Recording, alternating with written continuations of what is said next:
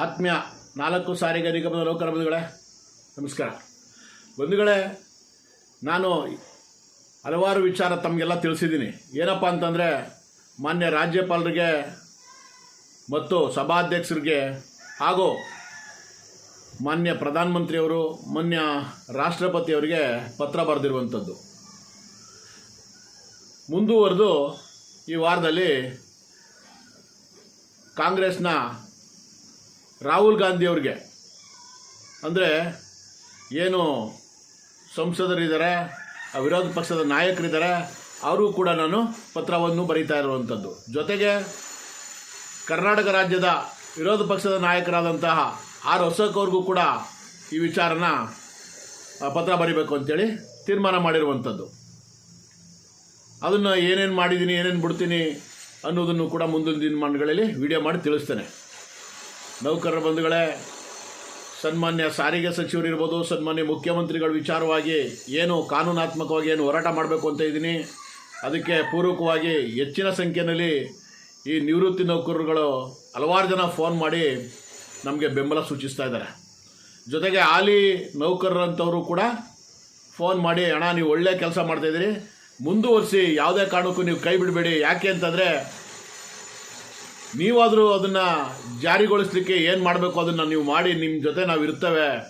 ಇಲ್ಲಿ ನಮ್ಮ ಸಂಘಟನೆಗಳು ದಾರಿ ತಪ್ಪಿಸುವಂಥ ಕೆಲಸಗಳು ಮಾಡ್ತಾ ಇದ್ದಾವೆ ನೌಕರಿಗೆ ಅನ್ನುವಂಥದ್ದನ್ನು ಹೇಳ್ತಾ ಇದ್ದಾರೆ. ಬಂಧುಗಳೇ, ತಮಗೆಲ್ಲ ಗೊತ್ತಾಗ್ತಾ ಇದೆ, ನಿನ್ನೆ 17ನೇ ತಾರೀಕು ಮೀಟಿಂಗ್ ಕೂಡ ಆಗಿರುವಂಥದ್ದು. ಜಂಟಿ ಸಭೆ ಒಳಗಡೆ ವ್ಯವಸ್ಥಾಪಕ ನಿರ್ದೇಶಕರು ಹೇಳ್ತಾರಂತೆ 7% ಮಾತ್ರ ನಾವು ಕೊಡೋಕ್ಕೆ ಸಾಧ್ಯ. ಏನು ಭಿಕ್ಷೆ ಕೊಡ್ತಾ ಇದ್ದಾರೆ ನಮಗೆ, 7% ನಾವು ಕೊಡಲಿಕ್ಕೆ ಸಾಧ್ಯ ಅಂತ ಹೇಳ್ತಾರೆ.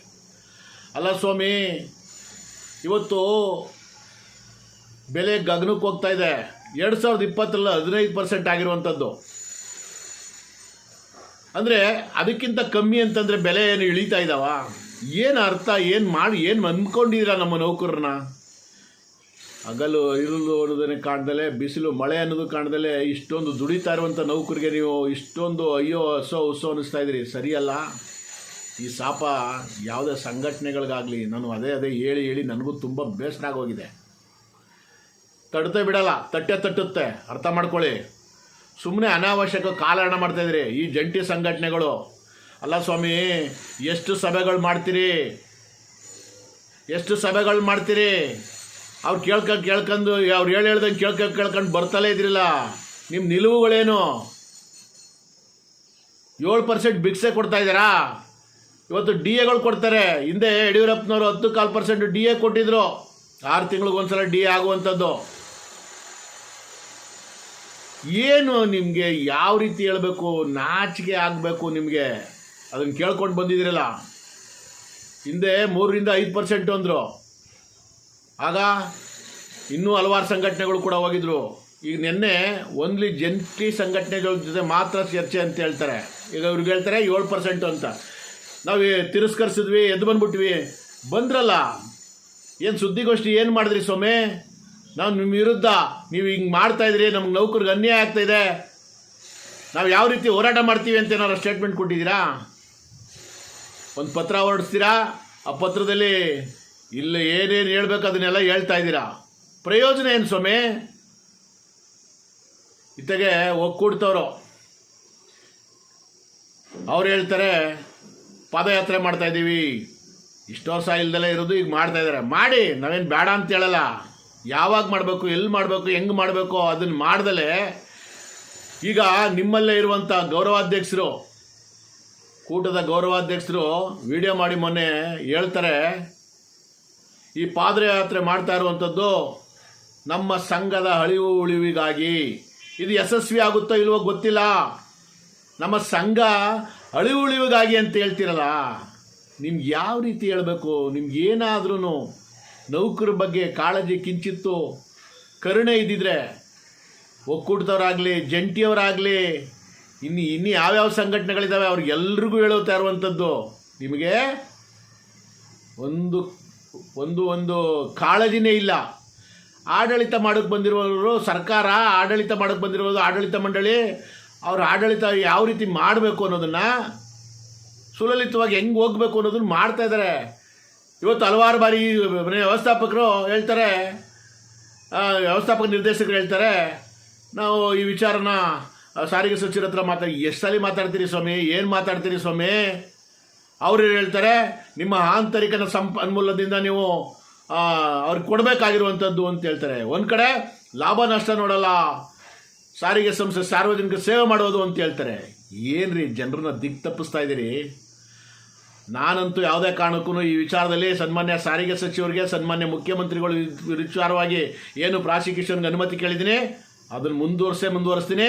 ಅವರು ಏನು ನುಡಿದಂತೆ ನಡೆಯುತ್ತೇವೆ, ನಾವು ಹೇಳ್ದಂಗೆ ಮಾಡುತ್ತೇವೆ ಅಂತ ಹೇಳಿದವರು ಏನು ಸ್ವಾಮಿ ನುಡಿದಂತೆ ನಡೀತಾ ಇದ್ದೀರಿ? ಇವತ್ತು ಶಕ್ತಿ ಯೋಜನೆ ಜಾರಿ ಮಾಡಿರುವಂಥದ್ದು ಎಷ್ಟು ಜನ ಅಮಾಯಕ ನೌಕರರು ಕೆಲಸ ಕಳ್ಕೊತಾ ಇದ್ದಾರೆ ತಮಗೆಲ್ಲ ಗೊತ್ತಿದೆಯಾ? ಇವತ್ತು BMTC ಡಿಪೋಗಳಲ್ಲಿ ಇನ್ನೂ ಒಂದು ಮುಖ್ಯವಾಗಿ ETM ಸಮಸ್ಯೆ ಭಾಳ ಕಾಡ್ತಾ ಇದೆ. ಎಲ್ಲರೂ ಫೋನ್ ಮಾಡ್ತಾ ಇದ್ದಾರೆ, ಅಣ್ಣ ಏನಣ್ಣ ಈ ಸಮಸ್ಯೆಗಳು, ETM ಸಮಸ್ಯೆಗಳು ತುಂಬ ಹದಗೆಟ್ಟೋಗಿದ್ದಾವೆ. ಅಲ್ಲ, ಈಗ KSRTCನಲ್ಲಿ ETM ತಂದರು, 2012 ಲಾಂಚ್ ಆದದ್ದು, ಇನ್ನೂ ಗನ್ನಿದ್ದಂಗಿದ್ದಾವೆ, ಯಶಸ್ವಿಯಾಗಿ ಚಾಲನೆಯಲ್ಲಿದ್ದಾವೆ. ಆದರೆ BMTCನಲ್ಲಿ ಬೇಕೋ ಬೇಡವೋ ಇವರು ಕಮಿಷನ್ನು ಯಾರು ಜಾಸ್ತಿ ಕೊಡ್ತಾರೆ ಅಂಥ ಕಂಪ್ನಿಗಳಿಗೆ ಇವರು ಟೆಂಡರ್ಗಳು ಕೊಟ್ಬಿಟ್ಟು, ಮೊದಲು ಹಿಂದೆ 2015ರಲ್ಲಿ ಸುಮಾರು 10-15 ಸಾವಿರ ETM ಖರೀದಿ ಮಾಡಿದ್ರು ಟ್ರೈಮ್ಯಾಕ್ಸ್ ಅಂತ ಕಂಪ್ನಿನಲ್ಲಿ, ಅದು ತೋಪ್ ಹಿಡ್ದೋಯ್ತು.